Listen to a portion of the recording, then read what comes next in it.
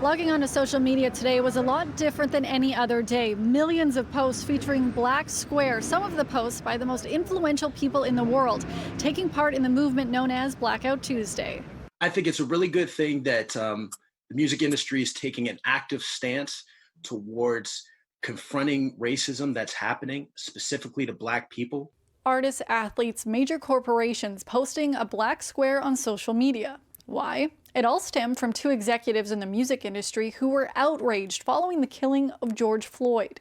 They wanted those who have platforms to use them by not posting on their social media accounts, but instead using the time to educate themselves on the Black Lives Matter movement and try to provoke change.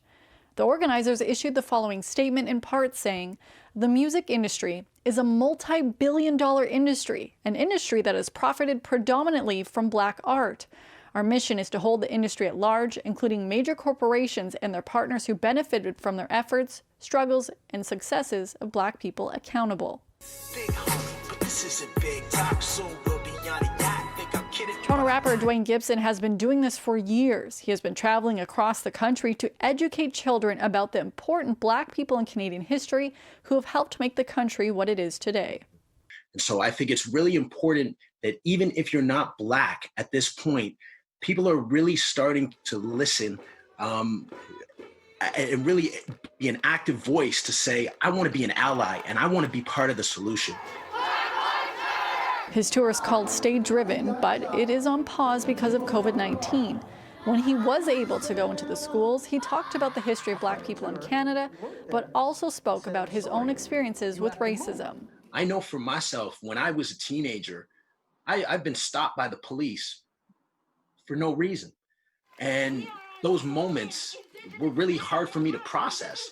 I feel as a father, prepare my son to know how to deal with authority figures because it's a scary world out there. But Dwayne is optimistic, seeing the movement spread across social media.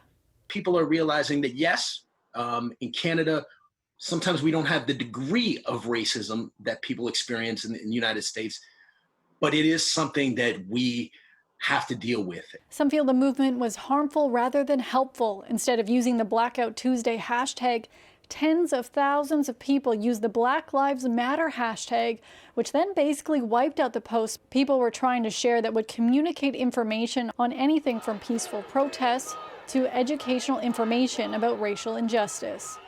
For City News, I'm Lindsay Dunn.